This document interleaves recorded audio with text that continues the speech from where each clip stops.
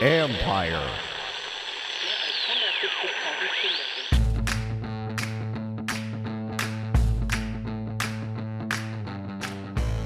Hello and welcome to my podcast. Today, Bram Weinstein, the voice of the Washington football team, and I discuss Washington's 34-30 comeback win over the Atlanta Falcons.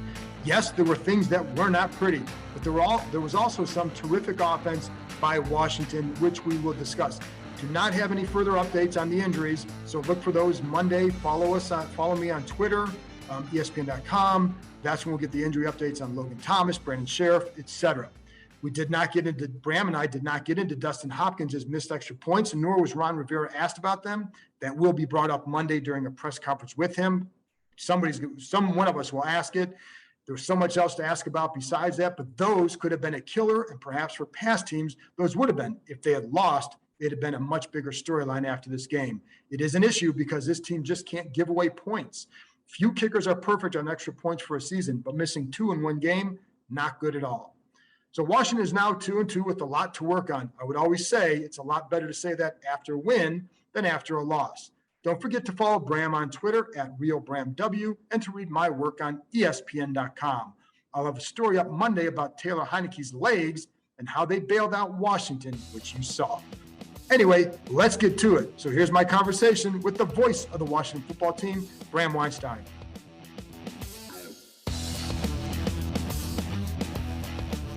Bram, I don't even know where to start with that one, but I guess because there's so many places to go with this, there's like even the reactions of the players in the post-game interviews, it's, hey, elated for a win, but you know you have issues over here. But let's start with the positive from this team, and that's Taylor Heineke. I mean, I don't know what more can be said about this kid because he's doing some of these things seemingly almost every week, not last week, but almost every week. Yeah, last week, I mean, they played a Super Bowl team and got way behind, and it was really kind of the first time that I felt like the game got a little fast for him and they took advantage of some of his inclinations of how he plays.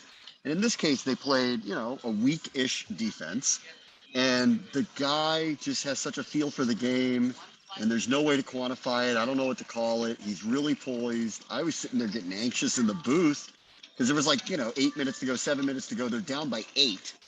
And I turned to D'Angelo and Julie, and I'm like, we got to get going here. Even if they score, if they don't get a 2-point conversion, they're still down. All those, thoughts you have about it. And he was completely poised, and he got, I would call it lucky on the McLaurin touchdown. And I would call it amazing on the McKissick touchdown, because that was really kind of all him. And then, of course, McKissick makes a really great, incredible athletic play to score. But most of the time guys don't roll to their left, throw across their body and find a wide open guy in the middle of the field with 30 seconds to go in the game. It was very Pro Bowl-ish, Brett Favre-ish, Savior-ish. I mean, the second time now in 3 weeks. And he's twice brought them down the field in the fourth quarter to get game-winning drives. Listen, and we all understand the limitations here. And there are a couple of throws that he made or couldn't complete. There was a deep one to McLaurin where I thought, arm strength is there. Another guy's going to complete that ball. But there's a moxie that kid has that in those situations, you kind of feel comfortable with him in those late situations. It's really kind of amazing.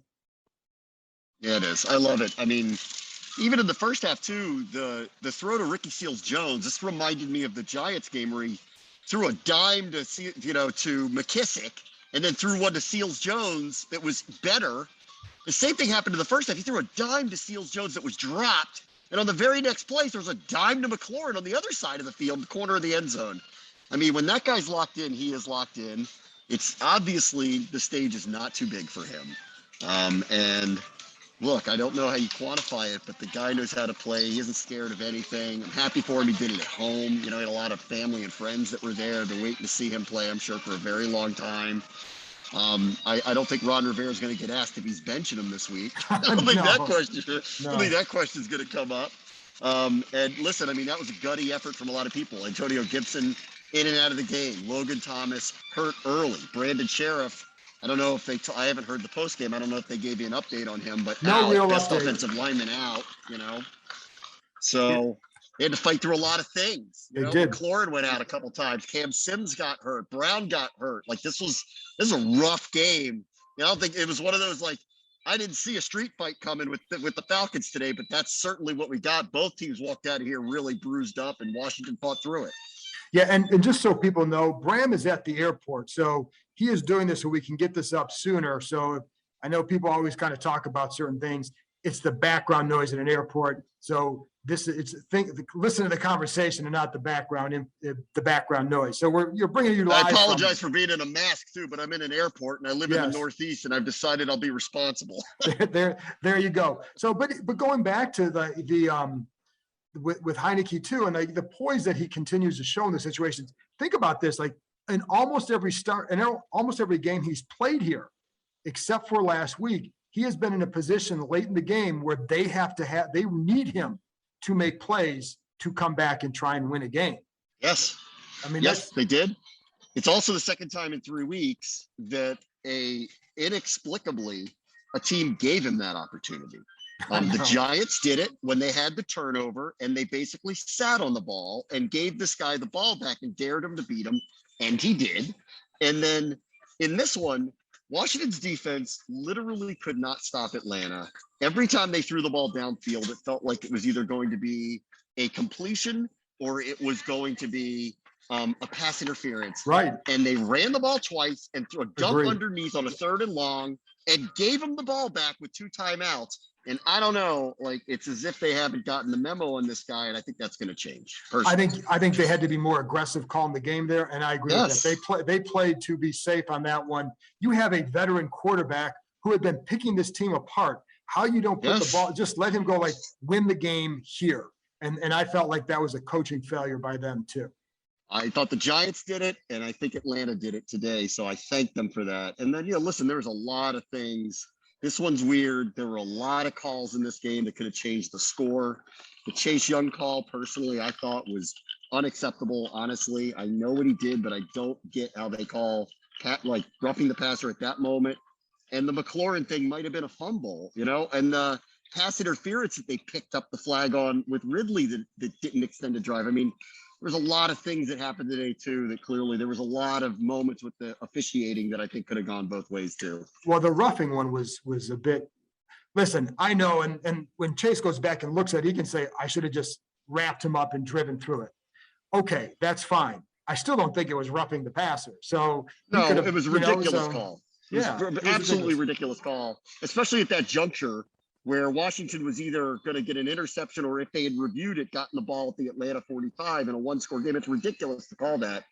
And then, it felt very makeup call-ish when they picked up a flag on what looked like a PI, I don't know. It felt very NBA in the 4th quarter with the way the officials, I think, realized they made a mistake with the Chase Young thing and then made up for it. And Arthur Smith should have been hot over that. And then going back to Heinicke, and I think one of the things that was a big topic this week was the game manager label. And as we've talked before, and my thing on game manager means every great quarterback has been a game manager. Some just make plays while they're doing it.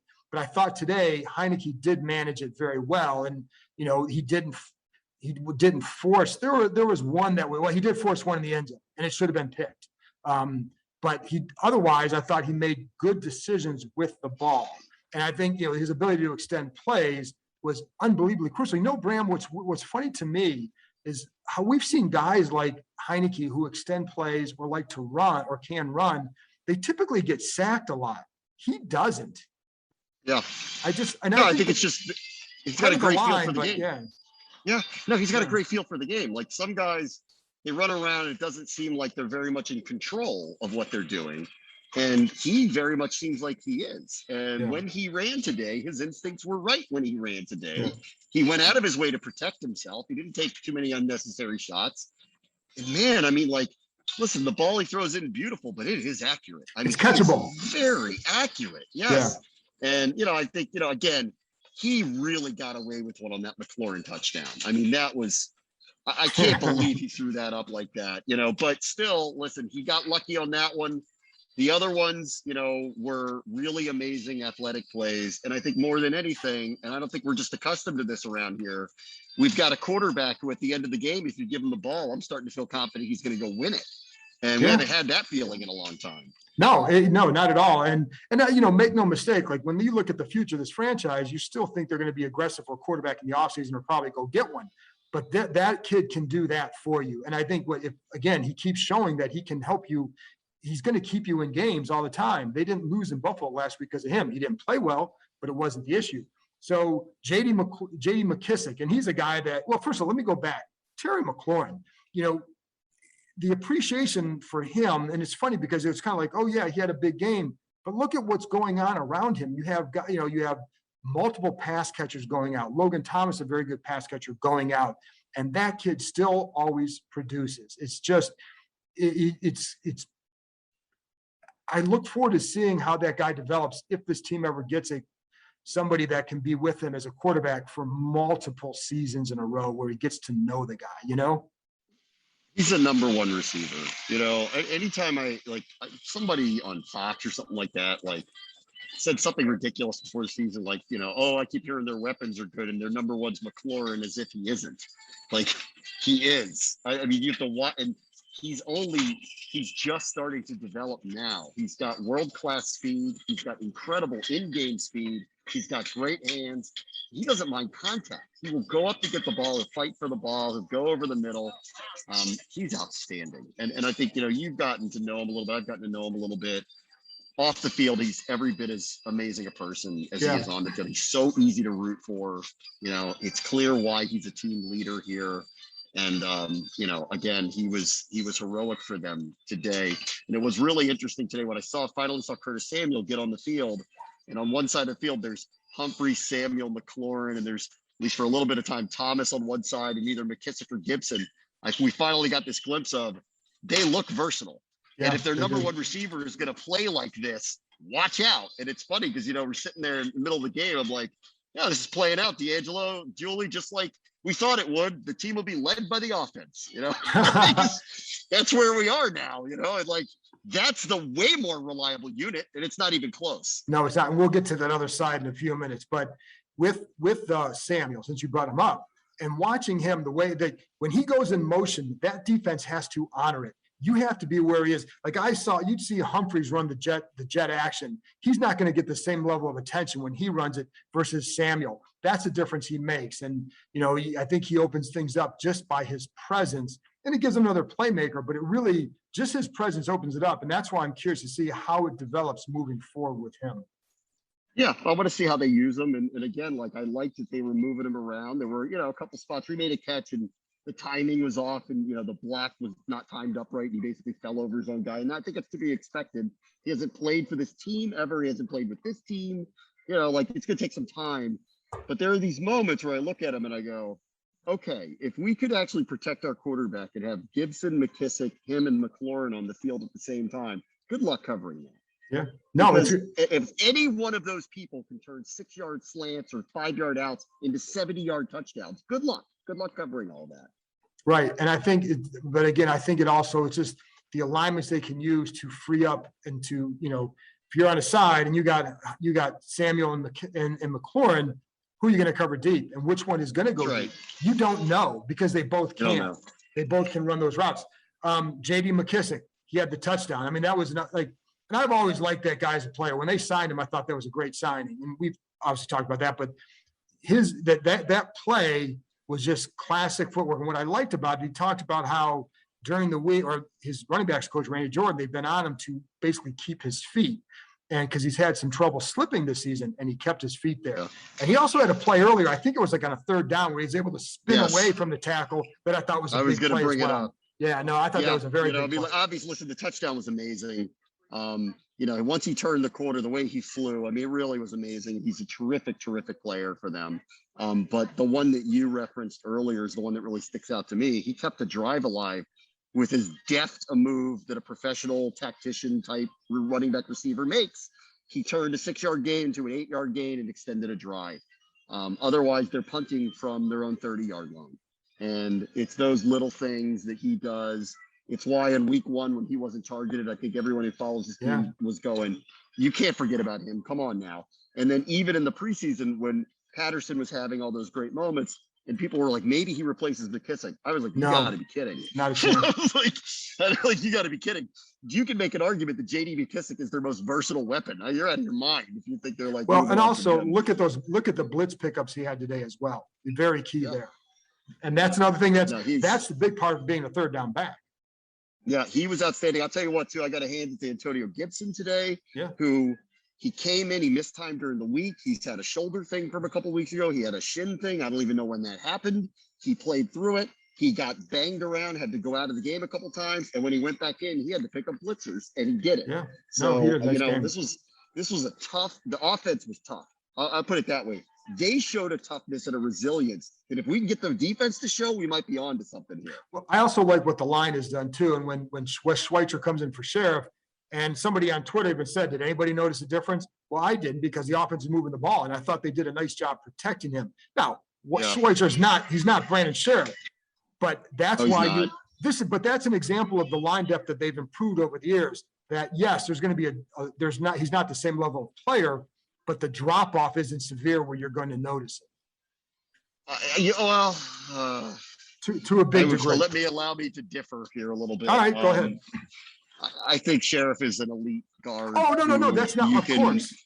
Who you can do things with, like pull him and get him out in front of things. He's an elite athlete for someone his size, and I don't think you can do some of those things. Oh, no, absolutely. Backup.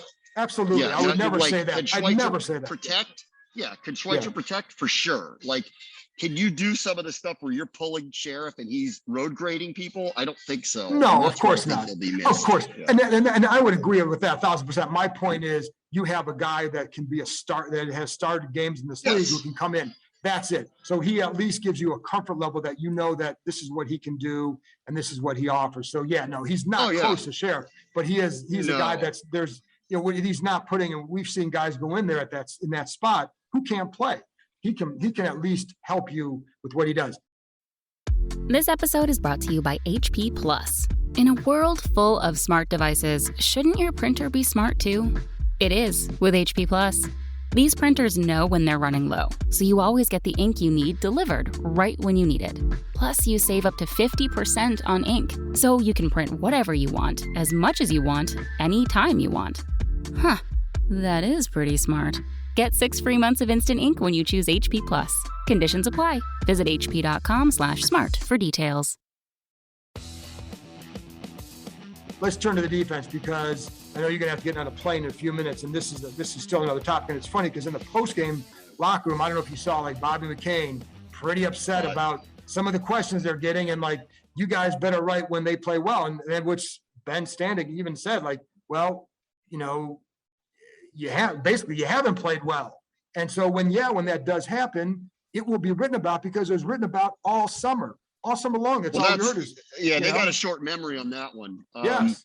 I don't know if they read their headlines or read what was written about them from, I don't know, February until August, but it basically said that they're going to be a top 5 defense, that they could be dominant, that they might break sack records prematurely, that this is going to be the unit that carries them to back-to-back NFC East titles.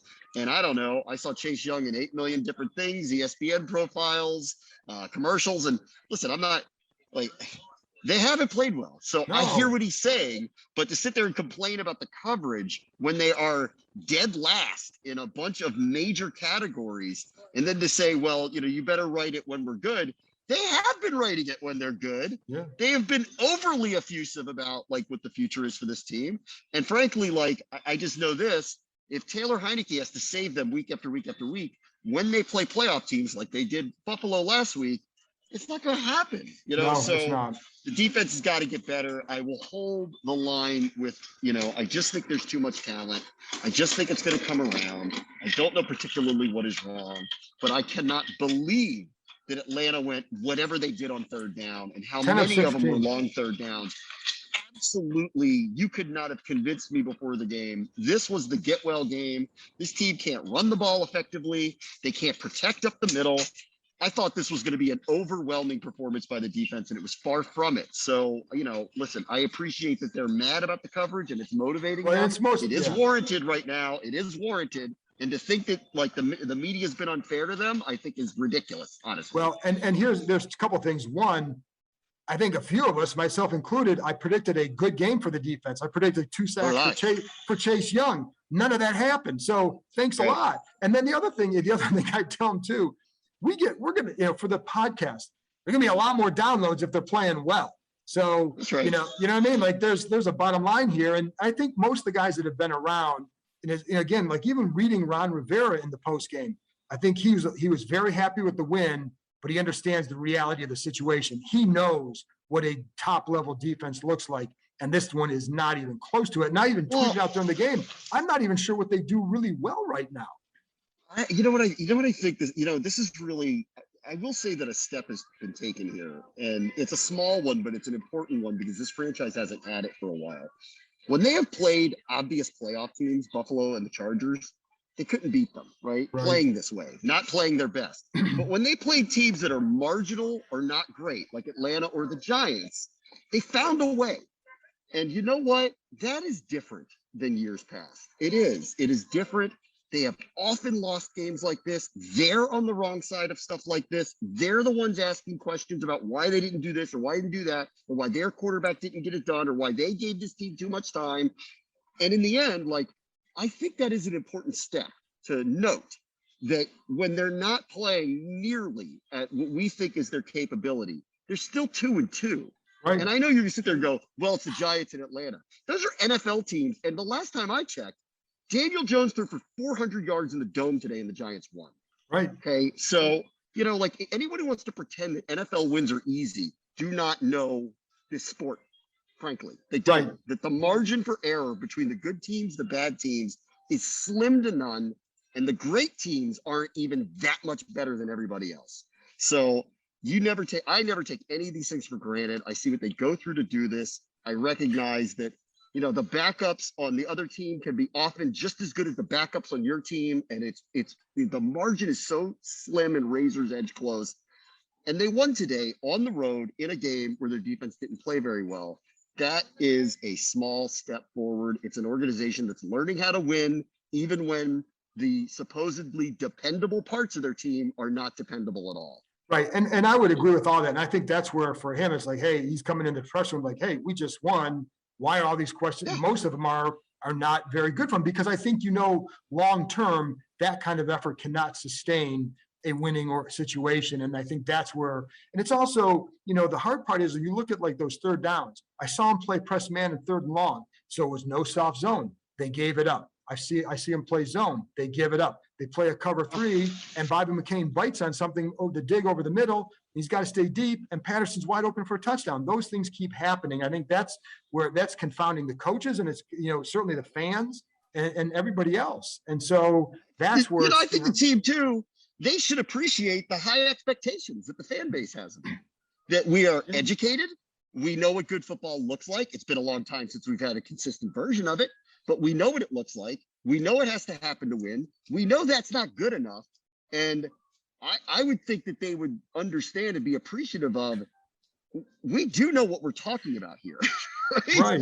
And we do know that if your defense continues to play like this, you will not win every game in the last second like this. In fact, you will lose most of them.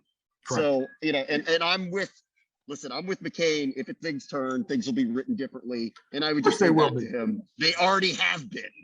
That's what we kind of came out of there saying the same things, like all August, and these, the fan base, that's all they heard is this is going to be a great defense. And we're all guilty of it. And they haven't been. So why not? And like, you have a line that still is not getting, I thought there were a couple plays. I thought the sack with Sweat and Payne was a really nice job doing a coordinated effort there. And Sweat gives himself up to take out 2 guys. And it's basically like a pick and roll where Payne then forces him back into Sweat, who's rolling into the quarterback. That is exactly what they're talking about. But they keep having those coverage breakdowns. We know the weaknesses at linebacker. But I'm also been like, the corners haven't been great either. And so like that to me is where there are some surprising areas. And for whatever reason, whether it's the coverages that are being called, the plays being called, whatever, I don't want to just put it on the players, because when it's consistent week after week, it's on everybody. I agree. And I really do firmly believe it is a long season. And I try to remind people, last year at this time, they had been smoked by the Ravens, the Browns, the Cardinals, the Rams, the Lions. None of those games were close. They all gave up 30 points in those games. They weren't close. And they ended up with a second-ranked defense. And then everyone goes, well, they didn't play anybody at the end of the year. But you know what? They played Russell Wilson and Ben Roethlisberger. They did play people at the end of the year. They just got a lot better as things went along. And I just have to hold out hope that that's going to happen. And if it does, watch out. You know, they might have a pretty good team here. Yeah, and listen, it can still happen, but I think what has to happen first is play a good game on defense first, and they just haven't done that. And and their teams are going to move in this league if you can play well in the red zone. It's the money downs, third downs, red zone, and the at some point you have to think they'll get better on third downs because that's a historically bad third down defense right now. And that's especially where it's third and long. I mean, that's the craziest part of it. If you go through like just historically the averages of any team on 3rd and 8 or longer, the fact that they are allowing conversions at the rate that they are, I'd have to like call next gen stats or something, but I would go with that this is historically bad. That I'm going to be finding that out this week. Extremely unusual, like extremely unusual that this is happening. I'm going to find that out this week, like the worst teams on 3rd and 8 and longer, and see where these guys stack up this year and over the last however many years, but this year in particular, because it's been really bad. And like I said, it's not just a, they play soft coverage. That's not the case. When you watch it, they have blitz at times on that. They don't get home. And it seemed like the veteran quarterbacks know exactly where to attack them in those situations. And they play, Matt Ryan is not a great quarterback anymore, but he is a very smart quarterback. So, there you go. Any last thing, Bram, I know you got to get going here. So how do you come out of this one then? Summing it up, like looking forward, what is your take moving forward from what you saw today? Everything's in front of them. And I don't think it really matters how they got here. They're here at 2-2, and they're coming home for back-to-back home games. So things are in front of them. I believe I heard someone said this. I don't remember who said. I heard someone say like confidence is a hell of a drug. Yeah. And you know what? Like I think offensively, I would have to think that they walk out of this going, "Oh, guess what, people? Like we're the ones that can't be stopped now." Right. And if that's going to be the case, where we can reasonably believe that they're going to be scoring 20 to 30 or more a game against, most defenses. Then maybe the defense doesn't have to be the world beaters that we, announced that they were all off season. So I actually feel good. So in the end, a win's a win in the NFL. Yeah, it's it's very hard to win. This is not a funeral. Like, they won, but you're not going anywhere. No. Are you kidding? You know how many times they lost games like this over the last 20, 30 years? Like, my thought when I'm watching this, I saw it happen. And what is it? 8 years ago, they're down here and Kirk Cousins can't convert the 2-point conversion. They lose a game like that. This time they got the ball back, and it was bad coaching by the Falcons, I'd say, but good job by the defense. Finally getting off the field. So, any win is a good win in the NFL. This isn't college where you need style points. You do not need that. You need W's. That's it. This is not the Georgia State Auburn game where Auburn won on a touchdown at the last second at home, and they go, "That's bad." I'm an Ohio State fan. There are a lot of weeks where as an Ohio State fan, there are a lot of times I'm saying like they won by 2 touchdowns, but that was terrible. I mean, because it's just different. In the NFL, a W is a good win because, like you said, it is hard to win. As bad as Atlanta will be at the end of the year with their record, they have a quarterback who is a really good veteran quarterback.